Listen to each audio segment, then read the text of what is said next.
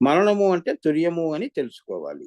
రుద్రగ్రంథి సుషుష్మ తుర్యాస్థితి ఇస్తే, ఈ రుద్రగ్రంథి నీకు తుర్యాస్థితిని ఇస్తే అక్కడ ఏమన్నారు?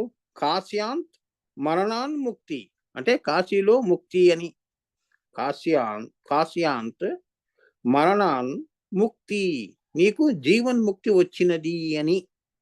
మళ్ళీ నువ్వు తుర్యంలో దేవుడిగా పుట్టావు అని.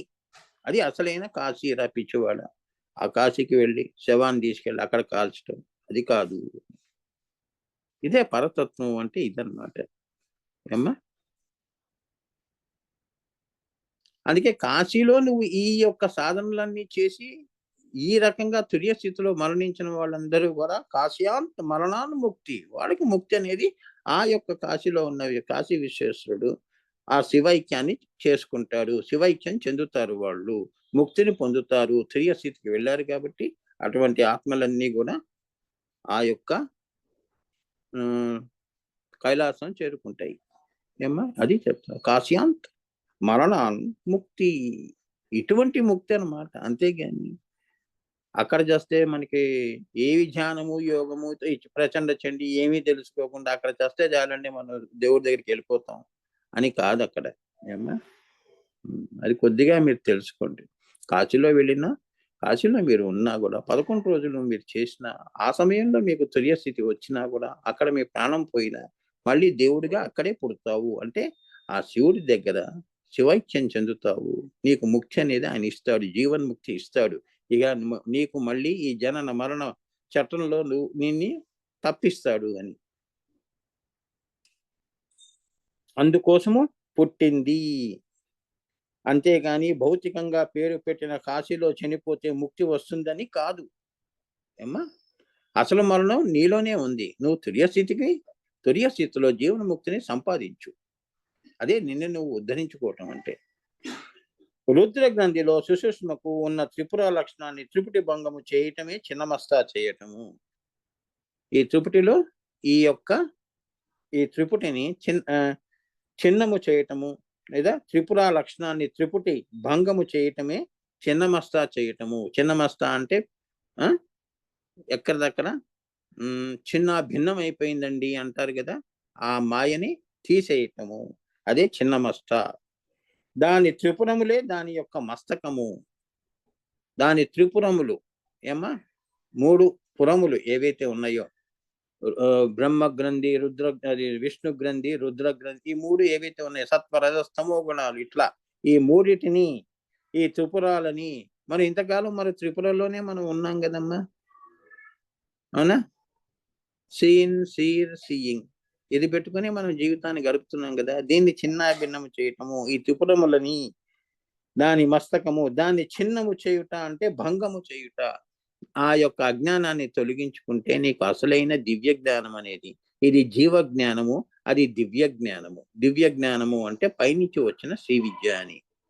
అక్కడ అది నిన్ను శ్రీ విద్యోపాసకుని చేస్తుంది. అసలైన నువ్వు శ్రీని పొందుతావు, నువ్వు శ్రీ అవుతావు. ఈ శ్రీని నువ్వు పైకి ఇంకా తీసుకెళ్ళి సహస్రారకములు, ద్వాదశాంతాలు, ఏమ్మా, పరాశూన్యం వరకు కూడా రాజరాజేశ్వరి స్థితి తర్వాత లలిత, లలిత తర్వాత ఉల్లలిత, పరాశూన్యంలో నిర్వికల్ప సమాధుల్లో కలపటము, తుర్యాతీతము కావటము,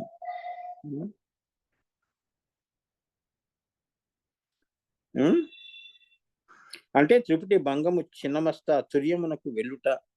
ఏమ్మా, అది ధ్యేయము అవుట సుషుష్మ అంటారు. అదే ధ్యేయము. నీ ధ్యేయం ఏమిటి? 3వ కన్ను దగ్గరికి జీవన్ముక్తి అండి అని అంటుంటారే చాలా మంది. అందుకే కదా ఇక్కడ దాన ధర్మాలు ఎక్కువ చేస్తుంటారు. అలా ఆ జీవన్ముక్తిని నువ్వు పొందటానికి ఈ సుషుష్మ దాన్ని నువ్వు ఎప్పుడైతే రుద్రగంధి దగ్గరికి వస్తావో అది కొండలీనిగా, ఏమా, చిన్నమస్తాగా, తర్వాత ప్రచండ చండీగా నువ్వు బయటికి వస్తావు, మళ్ళీ పుడతావు. అదే అసలైన మరణము. జీవుణ్ణి దేవుడిని చేయటము అంటే ఇది.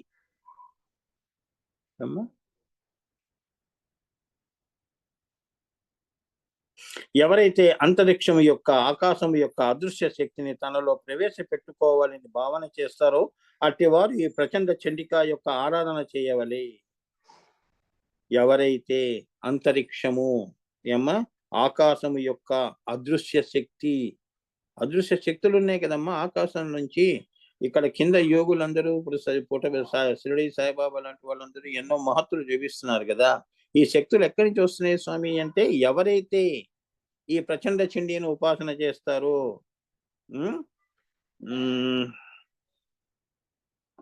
అంతరిక్షం యొక్క ఆకాశం యొక్క అదృశ్య శక్తిని తనలో ప్రవేశపెట్టుకోవాలని భావన చేస్తారు. అట్టివారు ఈ ప్రచండ చండిక యొక్క ఆరాధనము చేయవలే. నీకు అటువంటి నీకు కావాలి అన్నప్పుడు ఈ ప్రచండ చండిక అమ్మవారిని నువ్వు ఆరాధన చేయాలి. ఎవరి దగ్గరికి వెళ్ళినా కూడా ఎవరు ఇవ్వలేనిది అది, ఈ అమ్మవారే ఇస్తుంది అని చెప్తున్నారు. అంతేగాని మనం కూడా అజ్ఞానంలో శక్తుల కోసం మనం సంకల్పం, రాముల వారి సంకల్పం ఉండాలి, మనకి శివ సంకల్పాలు ఉండాలి కదమ్మా, దుష్ట సంకల్పాలు ఉండకూడదు ఏమ్మా. ఇగో ఈ రావణాసుడు ఈ దైత్యులందరూ కూడా అటువంటివి పెట్టుకొని ఈ శక్తులన్నీ సంపాదించుకొని లోకంలో అశాంతిని నెలకొల్పారు. ఇప్పుడు కూడా అదే జరుగుతోంది. ఇంకా నయం అప్పటి రాక్షసులే నయం అనిపిస్తుంది ఓసారి. ఇప్పుడున్న రాక్షసులు మహాభయంకరంగా తయారయ్యారు మనుషులు, అవునా. రావణాసుడు ఎంత రాక్షసుడైనా కూడా వాడంత భక్తి కూడా వీళ్ళకి లేదు, అవునా. రాక్షసులు చూడండి, వాడికి జ్ఞానం ఉంటుంది, శివారాధన చేసిన వాళ్ళు. అట్లా అన్నమాట చెప్తున్నారు. సో అట్టివారు ఈ ప్రచండ చండిక యొక్క ఆరాధన చేయవలే. దాని చేత మనలో ఋతుంబర ప్రజ్ఞగా అది క్రిందకు వస్తుంది. అంటే ఏంటంటే, ఇప్పుడు మనం శక్తులను కోరుకునే కంటే మన లాంటి శ్రీ విద్యోపాసకులు ఏం కోరుకుంటారు? ఋతుంబరా ప్రజ్ఞలు అంటారు. ఋతుంబరా ప్రజ్ఞలు అంటే ఏంటంటే, సృష్టికి సంబంధించిన నిగూఢమైన రహస్యమైన అవన్నీ కూడా ఆ శక్తులన్నీ నీకు ఆ ఋతుంబర ప్రజ్ఞలు. ఇప్పుడు మనం కింద నుంచి మూలాధారం నుంచి అజ్ఞానము, జ్ఞానము, విజ్ఞానము, ప్రజ్ఞానము మూడో కన్ను, ఇంకా పైన ఇంకా ఉన్నాయిగా ఋతుంబర ప్రజ్ఞలు. ఆ ప్రజ్ఞలన్నీ అమ్మవారు నీకు ఇస్తుంది. నా జ్ఞానం కూడా నువ్వు ఉంచుకో నాయనా అని, అవునా. ఇప్పుడు ఈ సృష్టిలో ఆధిపత్యంలో సుబ్రహ్మణ్య స్వామి గణపతికి ఒక పరీక్ష పెట్టారు కదా, అవునా. సో తల్లిదండ్రులుగా ఆది పూజ, మొదటి పూజ వినాయకుడికి ఇస్తే, సుబ్రహ్మణ్య స్వామికి అమ్మవారు ఏం చేసింది?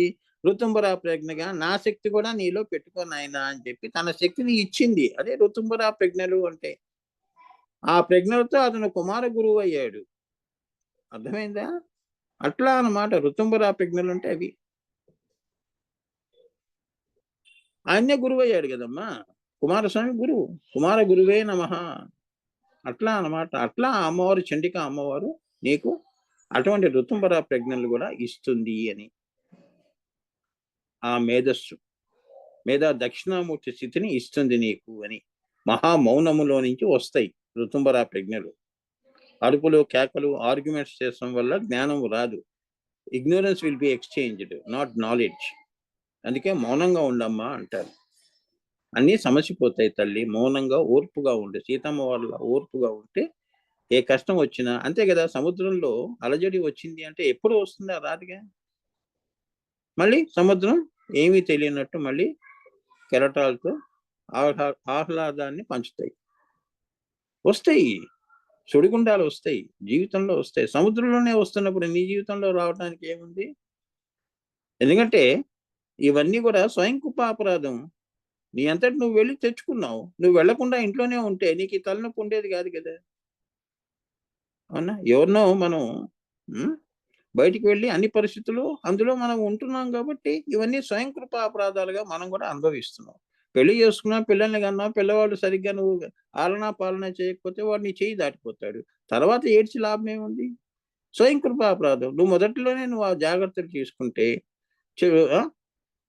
మొక్కే వంగనప్పుడు మానవి వంగున అన్నట్టు, ఇక తర్వాత నీ పిల్లలు నీ మాట ఎందుకు వింటారు? అది చెప్తున్నాడు ఇవన్నీ. మరి ప్రచండ చండిక అంటే ఏంటండి? మరి ఇవన్నీ నీకు ఋతుంబర ప్రజ్ఞలన్నీ కూడా తల్లి ఇస్తోంది అంటే, నువ్వు 10 మందికి చెప్పేవి ఋతుంబర ప్రజ్ఞలు, మామూలు జ్ఞానము కాదు. శ్రీ విద్య అంతా కూడా ఋతుంబర ప్రజ్ఞల వల్ల మహాగురువులు అటువంటి వారు ఇన్ని పుస్తకాల్లో వాళ్ళు నిక్షిప్తం చేశారు యంత్ర తంత్ర మంత్రాలు. అమ్మా మామూలు జ్ఞానము ఆజ్ఞాచక్రం కింద ఉన్నదంతా కూడా పాండిత్య ప్రదర్శనలు తప్ప ఏమీ లేదు. ఋతుంబర ప్రజ్ఞలు ఈ ప్రచండ చండిక ఇస్తుంది. ఎవరైతే ఆ సుషుమ్నా మార్గంలో ఏమ్మా ప్రయాణిస్తారో, ఏమ్మా చిన్నమస్తా చేసుకుంటారో, త్రిపుటి భంగం చేసుకుంటారో, అక్కడ ప్రచండ చండిక అనే అమ్మవారు అవతరిస్తుంది. అప్పుడు వాడికి ఋతుంబర ప్రజ్ఞలనేవి వస్తాయి అని. అంతేగాని శక్తులు వస్తాయి, అది వేరే విషయం. శక్తులు కాదు కదా మనకు కావాల్సింది. శక్తులను కోరుకుంటే నీ శరీరంతో పాటు అవి కూడా పోతాయి. నువ్వు ఉన్నంత వరకు అవి ఉంటాయి నిన్ను అంటిపెట్టుకొని. తర్వాత నువ్వు పోతావు, నీ శక్తులు పోతాయి. కానీ ఋతుంబర ప్రజ్ఞలు, అమ్మవారి అనుగ్రహం అనేది ఇంకా పైకి తీసుకెళ్తుంది కదా నిన్ను, లయంలోకి తీసుకెళ్ళిపోతుంది. ఇంకెందుకమ్మా చిన్న చిన్నవి కోరుకుంటావు? అవునా? మనం ఏమంటాం? అర్జునుడు ఏమన్నాడు? యుద్ధంలో యుద్ధంలో పితామహులు, వారి తాతగారు వాళ్ళందరూ కూడా అటువైపు ఉన్నా కూడా వెళ్ళి వారిని ఏమి అడగలేదు. వారి యొక్క ఆశీస్సులు పొందారు. నాకు విజయం లభించేట్టుగా నన్ను ఆశీర్వదించు అని భీష్మాచార్యులు, ద్రోణాచార్యులు వీళ్ళందరూ మరి మహానుభావులు కదమ్మా. వాడి శ్రద్ధకి, వినయానికి వాడు ముగ్ధులై, అవునా, నీకు విజయం సంప్రాప్తిస్తుంది నాయన అని అన్నారు. నిజంగా అయితే అర్జునుడు భీష్ముడు ఉన్నంత వరకు కూడా భీష్ముడిని ఎవరు వధించలేరు. అందుకే ముందే వెళ్ళిపోయి, నాయన తాతగారు ముందు నన్ను ఆశీర్వదించండి, ఇది ధర్మ యుద్ధం కాబట్టి నేను విజయుడిగా నేను నిలవాలి అని చెప్తే, సరే అలానే కానీ నాయన, నువ్వే గెలుస్తావులే అని చెప్పి ఆశీర్వదిస్తారు. అందుకే తన మరణం యొక్క రహస్యము వాళ్ళకి చెప్పాడు. ఎందుకు మాట ఇచ్చాడు, అక్కడ ఆశీర్వదించాడు కదా. నేను పక్కకు జరిగితే కదా నాయన నువ్వు విజయుడు అవుతావు. సో శిఖండిని పెట్టుకుని నన్ను వధించు, తర్వాత నీకు విజయం వస్తుంది అని. అలా వాళ్ళు ఏంటంటే, అందుకే గొప్ప వాళ్ళ ఆశీస్సులు అంత తొందరగా లభించవు అమ్మా. అందుకే కంచె స్వామి వారు, మహాస్వామి లాంటి వాళ్ళు మహానుభావులు ఎలా పడితే అలా కాళ్ళని తాకనివ్వరు. ఇవన్నీ మీరు తెలుసుకోవాల్సిన రహస్యాలు. ఎందుకంటే వారికి బాధ్యత పెరుగుతుంది గురువులకి. నువ్వు అక్కడ అంతే కదా. ఇప్పుడు చాలా మంది చూడండి, ఇప్పుడు సావిత్రి ఉంది, యమధర్మరాజు దగ్గర ఏమంది? 3 వరాలు కోరుకుంది. 3వ వరంలో ఎలా ఇరికించింది యమధర్మరాజుని? నాకు సంతానం కావాలి అంది. తదాస్తు అన్నాడు. అప్పుడు ఆమె పట్టుకుంది యమధర్మరాజుని. స్వామి, మీ దేవతలుంటే ఎలా అన్నా పిల్లల్ని కంటారు, మేము మానవ మాత్రులం, మేము ఎలా కనాలి? భర్త ఉంటేనే కదా. చూసావా, వరం ఇచ్చి నిలబెట్టుకున్నాడు యమధర్మరాజు, సమవర్తి. అర్థమైందమ్మా? సో ఆశీర్వచనాలు ఊరికే పోవు. గురువు ఆశించు, ఆయన వాక్కే బ్రహ్మవాక్, అమ్మవారి వాక్ అది. అది వరములో గాని, శాపంలో గాని. అందుకని గురు ద్రోహము గాని, గురువు యొక్క కరుణ గాని, రెండూ కూడా చాలా తేజోవంతంగా ఉంటాయి, చాలా పవర్ఫుల్ గా ఉంటాయి. అందుకే గురువుకి ఆగ్రహించాడు అంటే శివుడు కూడా పక్కకు జరిగిపోతాడు. నువ్వు ఏందయ్యా నా మీద కోపం చూపించాడు, నేను ఆ అమ్మవారిని కొలుస్తున్నాను అంటే, నువ్వు కొలిచే అమ్మవారు కూడా ఏమీ చేయలేదు. నేనేం చేయలేను నాయన వెళ్ళంటు, నీ గురువు కాళ్ళ మీదే పడు అని.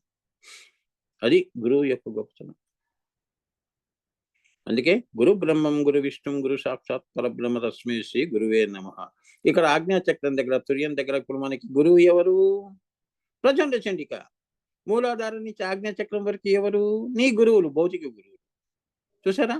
ఇప్పుడు ఈ గురువులు ఏం చేశారు? నిన్ను జాగ్రత్తగా ప్రచండ చండిక అమ్మవారి చేతుల్లో అప్పచెప్పేశారు. నాయనా, ఇంక నీకు నాకు ఇదే తుర్యము. కాశీలో ఇంకేముంది నాన్న, ఇంకేం బంధాలు ఉన్నాయి? నీకు నాకు బంధం తెగిపోయింది నాన్న. ఇప్పటి నుంచి నువ్వు అమ్మవారిలోనే కలిసిపోయి, ఏమ్మా, ఆ నిర్వికల్ప సమాధుల్లో ఏకమైపో, ఇంక నీకు మళ్ళీ పునర్జన్మ అనేది లేదు అని చెప్పి, అటువంటి ముక్తి మౌక్తికాలు ఈ గురువులు మూలాధారం నుంచి నేను అంటిపెట్టుకొని అక్కడ దాకా ప్రస్థానం చేయిస్తారు. తెలుసా అమ్మా? అందుకే వారు చేసే మంచిని మన కంటికి కనిపించదు, మంచి వాళ్ళు చేసేది మన కంటికి కనిపించదు. ఈ రోజుల్లో చెడ్డవాళ్ళు చేసేవి ఎక్కువ, దుష్ట సంకల్పాలు పెట్టుకొని. అవునా? అసలైన లక్ష్యము జయాన్ని వదిలేసేసి పేరు కోసము, ప్రతిష్టల కోసము వీధుల వెంట తిరగటం. ఏమ్మా, అదేదో గొప్పగా అనుకుంటున్నారు. దేవుడు ఉన్నాడని ఒకడు, లేడని ఇంకోడు బట్టలు ఇప్పి అఘోరీలు అంటూ తిరగటం. ఇదా నువ్వు నీ ధ్యేయము? నీ ధ్యేయం ఏమిటి? నువ్వు కూర్చున్న చోటే నువ్వు లోక కళ్యాణం చేయొచ్చు. బట్టలు ఇప్పుకొని తిరగవలసిన లోక కళ్యాణం ఎవరికి కావాలి? చెప్పమ్మా. నీకు లోకంతో పని ఏముందమ్మా? బహిర్లోకంలో నీకేంటి పని? నీ అంతర్లోకంలోనే సందర్శించు. అక్కడ అఘోరీగా, అఘోరి అంటే నీలో ఉన్న ఈ దుష్ట సంకల్పాలు మనసుని అమనస్కం చేయటమే అఘోరి లక్షణాలు. ఈ నెగటివిటీ అనేది నీలో ఉంది కాబట్టి అక్కడ యుద్ధము చెయ్యి. మౌనములో, ధ్యానములో ప్రచండ చండికాని అమ్మవారిని నువ్వు ప్రసన్నం చేసుకో. ఏమ్మా, ఏ గుహలోనే వెళ్ళి కూర్చొని చేసుకో. అఘోరి, అక్కడ అఘోరించు అని. ఇక్కడ లోకంలోకి వచ్చి అఘోరించడం కాదు. ఏమ్మా అని చెప్తున్నారు. ఆ ఘోరి అన్నారు. ఘోర కృత్యాలు చేస్తున్నాం మనం లోకంలోకి వచ్చి. ఆ ఘోరి ఇటువంటి యథో పనులు చేయకుండా ఒక చోట కూర్చొని నీలో ఉన్న దుష్ట సంకల్పాలు కానీ, మనసు ఈ పంచతన్మాత్రాలు ఏవైతే ఉన్నాయో ఇవన్నీ జయించు. 15 దశల్ని జయించి 16వ దశ ఏదైతే ఉందో కేవల స్థితి అని చెప్పాను కదా ఇప్పుడే. ఆజ్ఞాచక్రంలో ప్రచండ చండికాగా నువ్వు అవతరించు. అప్పుడు లోక కళ్యాణం అనేది జరుగుతుంది. అంతేగాని వేషధారణ మార్చినంత మాత్రాన ఎవరు కూడా సన్యాసులు, ఋషులు, మునులు కాలేరు, దేవుళ్ళు కాలేరు అని చెప్తుంది. నేను చెప్పట్లేదమ్మా, దీనిలో ఉన్న అంతరార్థం చెప్తున్నారు. సో నువ్వు ఏమి లోకంలో తిరగవలసిన అవసరం లేదు. గురువులే నువ్వు ఎక్కడ కూర్చున్నావో నిన్ను ఉద్ధరింపజేస్తారు. నిన్ను నువ్వు ఉద్ధరించుకుంటే వారి సహాయం, వారి ఆశీస్సులు ఎప్పుడూ ఉంటాయి. నువ్వు విజయుడివే. ప్రచండ చండికా అర్జునుడు ఎలా గెలిచాడో మహాభారతాన్ని, నీలో ఉన్న మహాభారతాన్ని ముందు నువ్వు గెలువు. తర్వాత బయట యుద్ధం అవసరం లేదు. అప్పుడు భగవద్గీతే ఉంటుంది. కృష్ణుడే వచ్చి అందరూ మంచివాళ్ళు అయినప్పుడు అబ్బా ఇది త్రేతాయుగం అండి, రాముల వారి రామరాజ్యం అండి అనేది అనిపించు. అది చెప్తున్నారు ఇవన్నీ. అంతేగాని ఇంకా నీ పాత్ర లేదు అమ్మా. ప్రచండ చండిక అయినప్పుడు నీ పాత్ర అయిపోయింది. ఇంకా అక్కడి నుంచి దైవ పాత్ర ఉంటుంది. లోకం చల్లగా ఉంది అంటే భగవంతుడు కూడా అంత దూరంగా నీకేమీ ఉండడు. నీలోనే నువ్వు దేవుడి దైవ దర్శనం చేసుకుంటావు. ప్రచండ చండికా దర్శనం చేసుకుంటావు. వారిని దృష్టిలో పెట్టుకుని ఎవరైతే సాధకులు ఉంటారో ఏమ్మా, ఈ మహానుభావులు, వారిని ఆదర్శంగా తీసుకొని నువ్వు కూడా ఆ గమ్యం వైపు వారి నడిచిన బాటలో నడిచి నువ్వు కూడా ప్రచండ చండికా అమ్మవారి యొక్క కృపను పొంది సవికల్ప జీవన్ముక్తులు పొంది ఆ తల్లిలో ఐక్యం చెందుతావు అన్నది పెళ్లితార్థం.